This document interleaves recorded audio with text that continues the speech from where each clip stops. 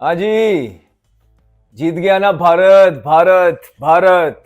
सारी बातों को बिल्कुल उन्होंने साइड पे रख के अपनी क्रिकेट और अपनी परफॉर्मेंस पे गौर किया। और एक दफा फिर रोहित शर्मा भारत को ना सिर्फ फाइनल के अंदर उन्होंने पहुंचाया, इस दफा उन्होंने जितवाया भी, जिस तरह T20 वर्ल्ड कप के अंदर उन्होंने जितवाया था। रोहित शर्मा की बैटिंग तो अभी इस पे आते हैं, लेकिन एज अ कैप्टन आप चेक करिए उन्हें कि वो T20 का भी फाइनल खेल रहे हैं, वो वनडे का भी फाइनल खेल रहे हैं, वो टेस्ट चैंपियनशिप का भी फाइनल खेल रहे हैं, फिर आईसीसी चैंपियंस ट्रॉफी का भी फाइनल खेले हैं, जिसमें से दो फाइनल वो जीत गए। एक T20 वर्ल्ड कप का फाइनल जीते और आज बड़ा मार्का मारा, चैंपियंस ट्रॉफी, चैंपियंस के चैंपियंस बन के बाहर आए हैं और बड़ा मैच जीता न्यूजीलैंड से आज। और क्या परफॉर्मेंस रही है। रोहित शर्मा एक दफा फिर फ्रंट से लीड किया उन्होंने दिखाया कि कप्तान किस तरह के होते हैं। जहां पे बड़े मैच आ जाते हैं, जहां पे स्टेक्स बड़े हो जाते हैं, उनके बड़े वहीं खड़े होते हैं। और अगर आप ऑपोजिट देखेंगे तो जहां पे स्टेक बड़े हो जाते हैं, हमारे बड़े वो पड़े होते हैं। कुछ इसी तरह का हिसाब है। दो टीमों का कंपैरिजन बनता नहीं है। क्या शानदार बैटिंग की है, बहुत जबरदस्त बैटिंग की है। और जो पार्टनरशिप गिल की और रोहित की लगी, सेंचुरी पार्टनरशिप थी, उसमें गालिबन कोई 29-30 स्कोर गिल के थे और बाकी सारे का सारा रोहित शर्मा का था। और हम सबको पता है कि दुबई के अंदर इतनी अग्रेसिव इनिंग खेलना बहुत मुश्किल है। ये रोहित शर्मा का ही काम था। किस ईज के साथ उन्होंने प्रेशर रिलीज किया, कहीं से लग रहा था कि वो फाइनल खेल रहे हैं यार।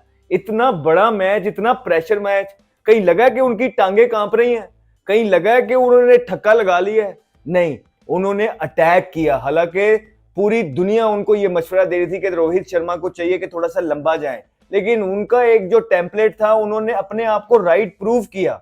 क्या शॉटें मारी हैं यार, और जिस तरह की शॉटें मार रहे हैं, स्पेशली वो जो निकल के मारते हैं। आप देखें कि वो क्रीज का भी यूज कर रहे हैं, फीट्स का यूज कर रहे हैं, उसके बावजूद भी जो इंपैक्ट का टाइम आता है, उनकी हेड पोजीशंस और बॉडी कितनी अच्छी, उनका बैलेंस बना होता है, सारा एक लाइन के अंदर है और थ्रू द लाइन वो पूरा ले जाते हैं और लंबे लंबे छिक्के।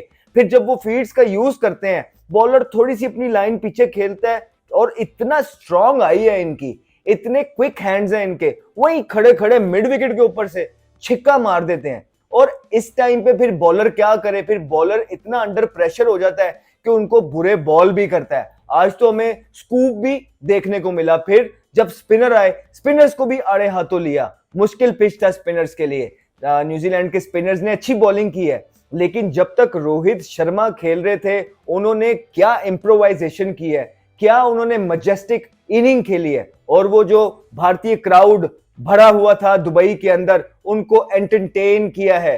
वो बहुत एंटरटेन हुए होंगे। ये होते हैं एंटरटेनर्स, ये होते हैं प्लेयर्स कि ना सिर्फ अपनी टीम को एज अ कैप्टन फाइनल्स में लेके आए, बल्कि लीड फ्रॉम द फ्रंट करके ऐसी इंपैक्ट इनिंग खेलें कि पूरे का पूरा फाइनल एक साइड पे कर दे। आप देखिए कि अगर रोहित शर्मा की ये इनिंग इस कॉन्टेस्ट ऑफ द गेम में ना होती, कमबैक किया था स्पिनर्स ने, न्यूजीलैंड के स्पिनर्स ने सफोकेट किया बीच में आके। उनका किंग विराट कोहली जिस तरह पाकिस्तान के अगेंस्ट उन्होंने सेंचुरी की, प्रेशर गेम के अंदर हमेशा की तरह जो है अपने कंधों पे वो मैच लेके गए और मैच फिनिश करके वापस आए। उसके बाद दोबारा से उन्होंने 80 और रन्स की जो पिछले मैच के अंदर इनिंग खेली है, वो भी काबिल तारीफ थी। इस मैच के अंदर वो जल्दी आउट हो गए, लेकिन आप देखिए कि इतनी डेप्थ मौजूद है भारत की टीम के अंदर, बड़ी जबरदस्त प्लानिंग करके आते हैं। और फिर नीचे जब रोहित शर्मा भी आउट हो गए, किंग कोहली भी आउट हो गए, तो अय्यर और अक्षर ने संभाला, एक अच्छी पार्टनरशिप डेवलप की। इवन दो के मुश्किलें बनाई रखी न्यूजीलैंड ने, न्यूजीलैंड फाइट बैक करता रहा, पंचेस मारता रहा, विकेटें लेता रहा, जबरदस्त कैच भी पकड़ा फिलिप ने, पूरी कोशिश करता रहा कि कहीं ना कहीं से ये मैच के अंदर हम आ जाए। लेकिन भारत था, भारत के पास हर क्वेश्चन का आंसर मौजूद था। भारत ने हर क्वेश्चन का आंसर ब्रेवरी से दिया है, समझदारी से दिया है। इस तरह के प्लेयर्स मौजूद हैं कि जिनकी मेंटल गेम अवेयरनेस बहुत हाई है। बड़े बड़े मैचेस आईपीएल के खेलते हैं, प्रेशर गेम्स खेलते हैं, हर टूर्नामेंट का तो फाइनल खेल रहे होते हैं। तो उनसे ज्यादा प्रेशर को कौन समझ सकता है, उनसे ज्यादा एबिलिटी किसके पास हो सकती है कि वो प्रेशर को हैंडल करें और एक दफा फिर आज भारत ने दिखाया है कि वो वर्ल्ड चैंपियंस हैं। इस तरह की ऑस्ट्रेलिया की सीरीज जो हारे और न्यूजीलैंड की सीरीज हारे, रेड बॉल के अंदर बड़ी स्क्रूटनी हो रही थी, उसके बाद रोहित शर्मा और उनकी टीम ने जिस तरह अपने आप को गैदर अप किया, बकल अप किया और इंग्लैंड की सीरीज से स्टार्ट हुए और मार मार के मधोल दिया है पहले इंग्लैंड को, और उसके बाद यहां पे एक के बाद एक दुबई लोग आते गए, लैंड करते रहे और उसके बाद अपने अपने घर जाते रहे।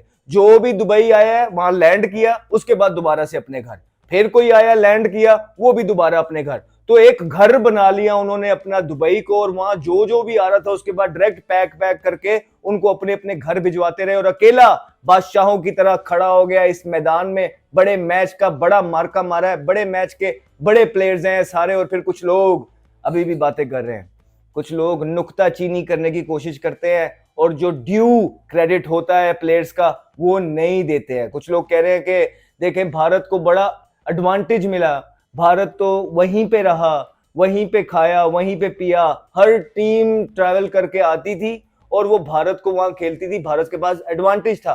फिर ये भी सुनने में आया कि 7,000 किलोमीटर जो है न्यूजीलैंड ट्रैवल करके आया, फिर वो दुबई गया, फिर वापस लाहौर आया, फिर वो दुबई गया। तो ये थोड़ी सी ज्यादती है भाई। मेरी एक सिंपल सी गुजारिश है, जब ये सारा स्केड्यूल तय हो रहा था, सारे क्रिकेट बोर्ड्स के हेड बैठे हुए थे, तो उनको नहीं पता था कि ये सारी चीजें होनी है? उनको नहीं पता था कि भारत एक ही प्लेस पे रहेगा, बाकी सबको ट्रेवल करना पड़ेगा? पहले तो किसी की आवाज नहीं आई, पहले तो सारों ने थम्स अप किया कि सब चंगा है, सब अच्छा है, पूरी दुनिया में अमन है, बस ये टूर्नामेंट हो जाए। और अब जैसे ही भारत के प्लेयरों ने एफर्ट की, भारत के प्लेयरों ने अपने प्लान्स बनाए और उनको ग्राउंड के अंदर एग्जीक्यूट किया, अब लोग वो सारा क्रेडिट उनके प्लेयर्स से छीनना चाहते हैं। इस तरह की बोगस बातें करके हम इसको इंडोर्स नहीं करते। आई थिंक बहुत क्रेडिट है भारत के प्लेयर्स का कि जिस तरह की क्रिकेट उन्होंने प्रोड्यूस की है। आउटस्टैंडिंग टीम है, आउटस्टैंडिंग प्लेयर्स हैं, सुपरस्टार्स हैं जो अपने मुल्क की बेहतरी के लिए काम कर रहे हैं और अपने मुल्क का झंडा क्रिकेट की दुनिया में ऊंचा कर रहे हैं, फख्र से ऊंचा कर रहे हैं, और ये क्रेडिट उनका ही है। तो यहाँ पे दूसरी तरफ आप देख लीजिए कि हमारे प्लेयर्स के लिए ये स्टेडियम तैयार हुए, जहां 1 साल में तैयार होना था वो 3 महीने में तैयार कराया कि हमारे प्लेयर्स आएंगे तो खेलेंगे। और भाई हमारे प्लेयर्स तो उस बल्ब की तरह थे कि जो के पहले तो जब जलाया तो वो जल बुझ रहे थे, और जब हम देख रहे थे, इंतजार कर रहे थे कि अभी जलता है, अभी जलता है, वो तो जलने से पहले ही बुझ गया, फ्यूज हो गया।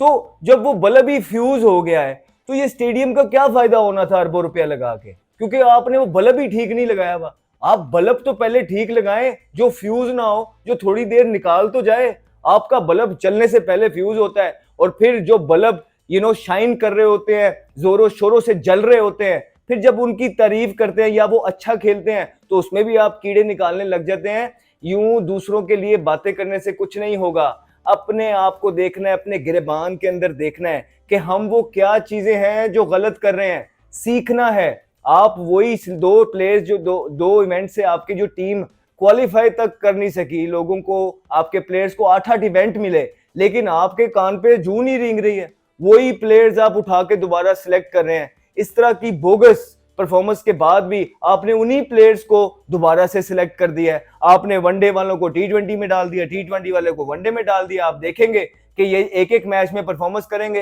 ये दोबारा टीम के अंदर आ जाएंगे। अभी जैसे ही PSL स्टार्ट होना है, फ्लैट पिचेस आने हैं, कैलिबर आपका डाउन हो गया, बॉलिंग आपकी डाउन हो गई है PSL के अंदर। यही लड़के हैं, इन्होंने 2-2 इनिंगें खेलनी है तो इन्होंने कैंपेन चलानी है जी, क्या जबरदस्त फॉर्म के अंदर है, वो छा गया, वो किंग है, वो फलाना है, इनको दोबारा से टीम में ले आओ। तो जब तक आप माइंड सेट नहीं बदलेंगे, आप जब तक ये नहीं समझेंगे कि इनके आगे दुनिया है, जिस तरह चेयरमैन ये कहते रहे हैं, उनको उनके आगे दुनिया नजर आना बंद हो गई, जब तक आप ये सोचेंगे नहीं कि इनके आगे भी दुनिया है, प्लेयर्स हैं, बड़े बड़े सुपरस्टार आए, क्रिकेट खत्म नहीं होती है, तो आपकी क्रिकेट मूव ऑन कर नहीं सकती है। फिर सोने पे सुहागा। जिन लोगों से आपने ये टीम सिलेक्ट करवाई, वो टीम उन्होंने सिलेक्ट जो की थी अभी ये टूर्नामेंट के अंदर, बुरी तरीके से फेल हुए हैं। उनके पास जो टीम का कॉम्पोजिशन ये लेके गए थे ICC चैंपियंस ट्रॉफी के अंदर, सबसे बुरा कॉम्पोजिशन पाकिस्तान टीम का था, और पाकिस्तान होम साइड थी, पाकिस्तान से एक्सपेक्टेशन थी, डिफेंडिंग चैंपियन थी, लेकिन जो कॉम्बिनेशन इन्होंने बनाया ना, आपने ओपनर्स रखे, बाबर आजम को आपने ओपन करा दी जबरदस्ती, फखर आपका इंजर्ड हो गया, उस फखर को भी आपने पहले जो है इतनी देर बाहर रखा, उसको मेंटली इतने खराब फेज ऑफ माइंड में रखा आपने। उसके बाद आप सऊद शकील को ले आए, जिसने कभी जिंदगी में यह वनडे में हमने देखा ही नहीं कोई ओपन भी की है, और उसके बाद फिर उसको बाहर भी कर दिया। फिर आप ये देखें कि आप स्पिनर नहीं लेके गए। उसामा मीर आपके पास पड़ा था, दुनिया के पास 4 स्पिनर हैं, आपके पास एक स्पिनर था और उसने गालिबन अच्छी बॉलिंग की।